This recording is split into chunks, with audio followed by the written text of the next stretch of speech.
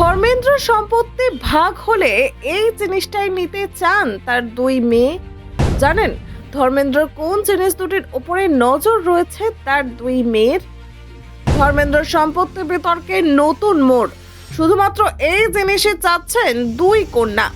মুম্বাই থেকে মহারাষ্ট্র, ধর্মেন্দ্র জমি বাংলোর সম্পদের বৃষ্টিতে উন্মোচিত।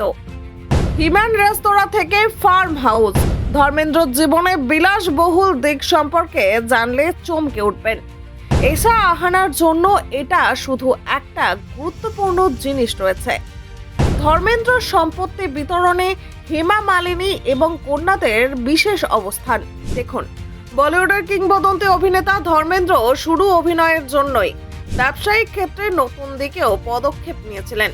চলচ্চিত্রের পাশাপাশি রেস্তোরাঁ খোলার পথে তিনি এগিয়েছিলেন এবং হিম্যানের নামে একটি রেস্তোরাঁ মুম্বাইয়ের লোনাভলায় স্থাপন করেছিলেন।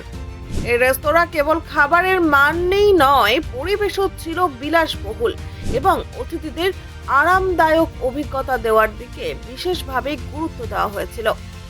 লোনাভলায় ধর্মেন্দ্রর ফার্ম হাউসটি জায়গার পরিমাণ প্রায় 100 একর এবং এর আনুমানিক মূল্য 120 কোটি টাকা।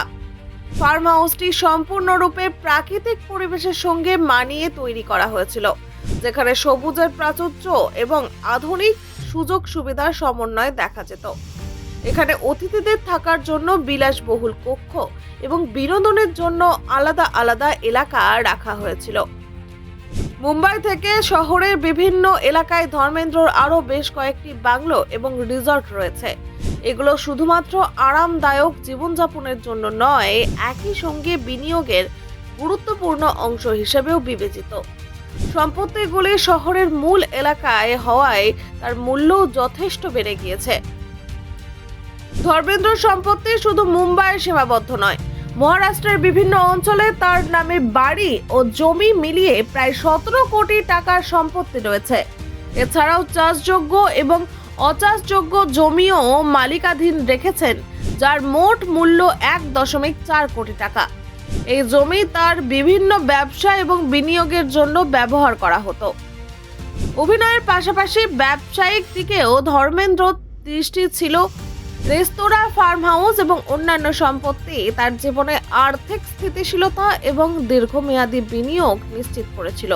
কিন্তু তার ব্যক্তিগত জীবনের কিছু বিষয় সম্পত্তি বিতরণের ক্ষেত্রে বিতর্কের জন্ম দিয়েছে।